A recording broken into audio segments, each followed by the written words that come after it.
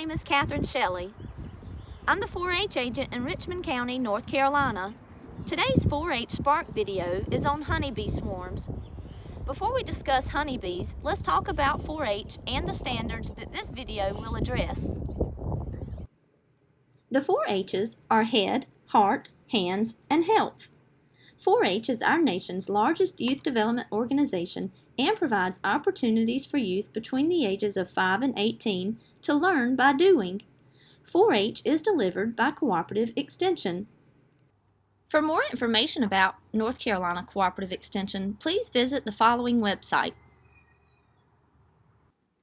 The North Carolina Standard Course of Study is different for each grade level. However, there are major topics that each grade level teaches.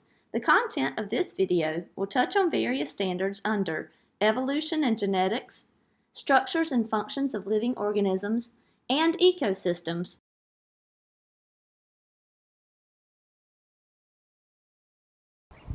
I want to show you what a queen looks like, and I can't do that when I'm in a hive all the time because there's so many bees, and sometimes beekeepers can go a whole year and not actually see their queen.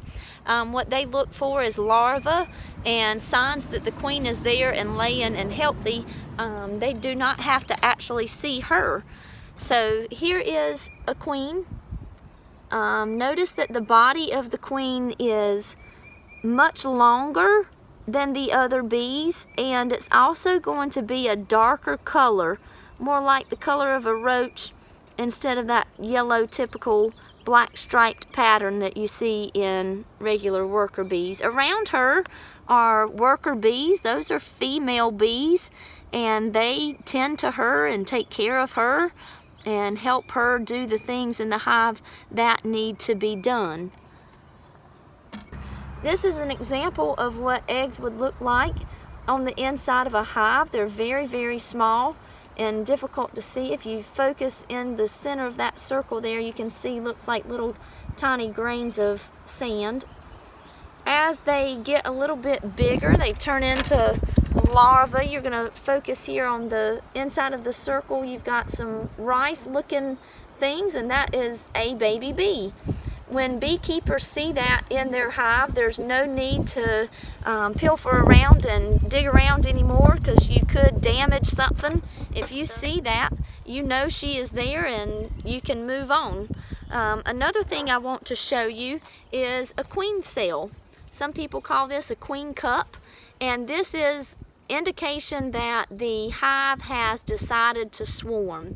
So if you see a queen cup or a queen cell in your hive that's on the upper part of the frame, then that is a superseding cell, and it is meant to replace the current queen.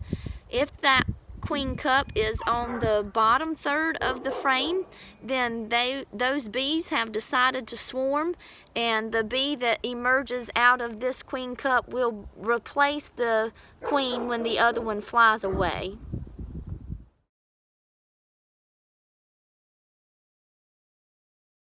Today's task is preparing for a swarm. Beekeepers like to do this late winter, early spring in preparation of maybe one of their hives swarming, hopefully not, but also swarms that just happen out in nature. You may actually see a swarm come by your house. If you do, the first thing to do is to remain calm, do not panic. They're very loud and have a really cool sound. It's a humming sound, and you'll definitely know that it is a swarm. I've been very fortunate here in the country. We get quite a few swarms that land in our pine trees around here, and I'll share some of that video with you in just a minute. But right now I want to discuss preparing for a swarm. To do that, I am going to show you how you can start a hive. This is a frame, and frames are what beekeepers put down in a hive body or into a nuke, and it allows bees to draw out their comb. So this is what drawn out comb looks like. Bees are very smart and do a very good job of making a consistent hexagonal pattern. All bee comb is drawn out in the shape of a hexagon. This one's slightly damaged, but if I were to put it back in with bees, they would fix it right up And here's a great example of that beautiful hexagon shape I was describing. So we need 5 of these, and that will make up our nuke. A nuke is simply a hive body that only has 5 frames. So right now there's 3 in here. I'm going to have 5 in there before it is ready to go. And my task today is just going through and cleaning them up.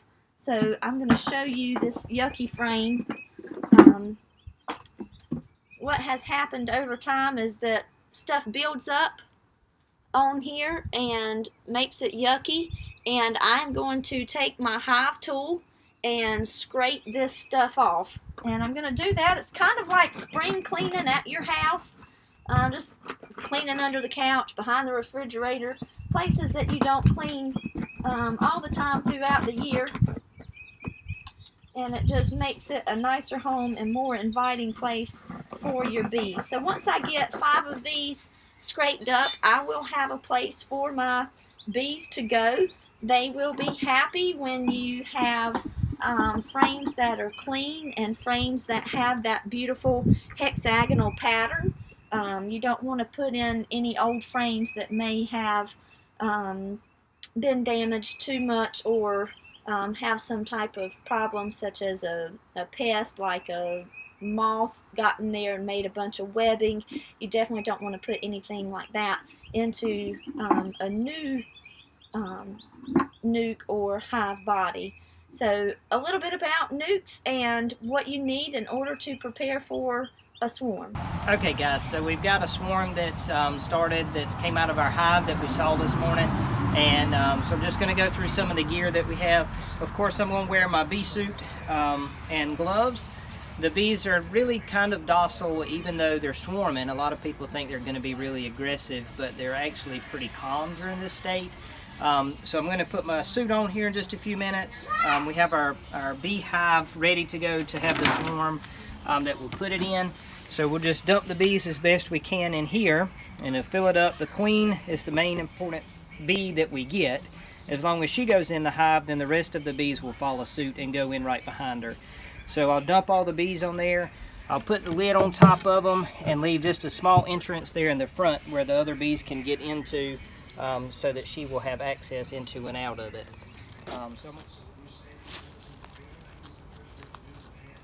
Our beekeeper is getting himself safe. Alright, so the most important thing to protect is your face. This is called a veil. It's technically just a hat, but keeps bees out of your eyes and out of your nose and your mouth area, which is super important to keep protected. And he's going to be covered from head to toe. He's putting his gloves on now, and that'll keep him obviously from stinging his hands and his arms.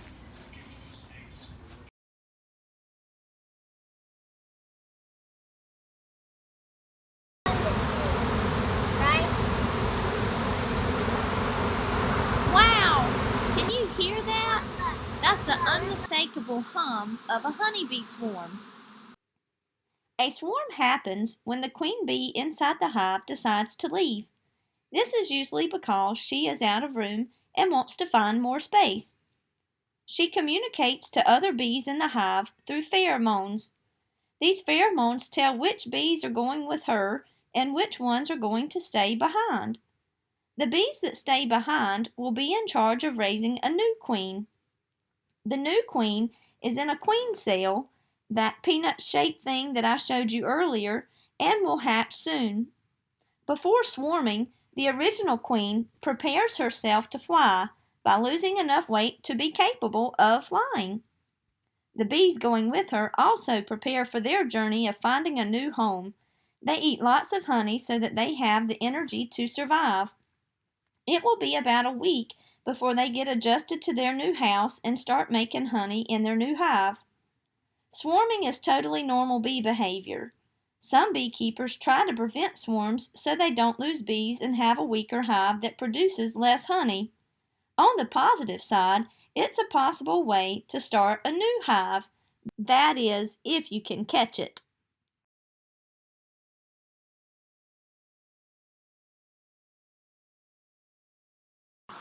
Catching a swarm can be exciting and rewarding.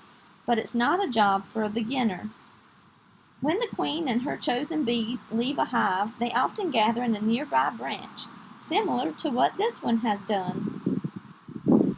Swarms in this phase are usually very calm, allowing beekeepers to handle them without getting stung.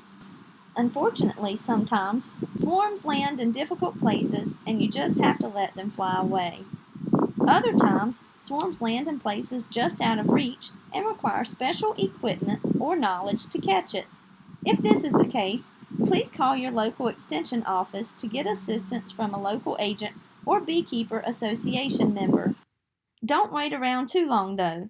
Scout bees are looking for their new home, and once the queen approves of one, they're off. This can take somewhere between just a couple of hours or up to a day and a half. This means there's no reason to spray a swarm. If it lands in an inconvenient location, it will be gone in just a day or two. Be patient.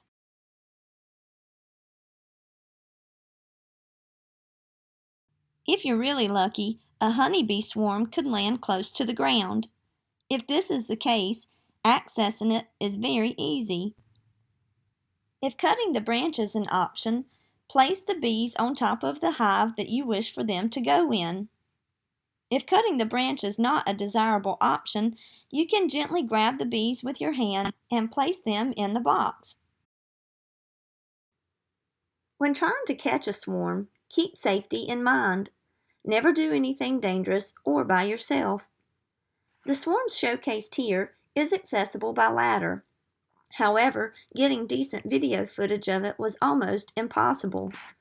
To catch this swarm, the beekeeper is having to hold a nuke in one hand and grab bees with the other. This must be done very gently as to not squish the queen.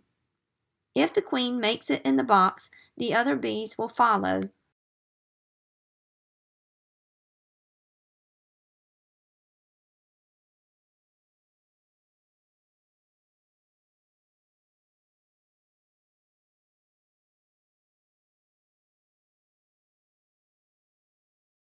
Okay, so we've got the majority of the bees going to the hive. Zoomed in real close and I got the suit on so I can't change it, but bees all over the side. I'm going to try to cover the top. Most of them are going in the hole, so I think we have the queen in the center. See how they're going in? Feel like we have her, not 100%, but we'll give it a try. After most of the bees have gone into the hive body, you can move it to a preferred location. Beehives should be kept off of the ground and facing east, much like the one you see here. The bee activity at the front of this hive is normal. It's drastically different from the swarm that you saw earlier.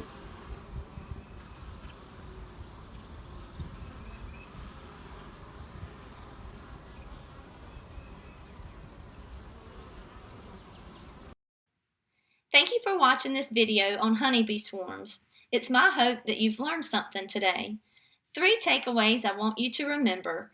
One is that if you see a honeybee swarm this spring, please do not spray it or panic. The second one is you can always call your local extension office for help relocating or moving a swarm.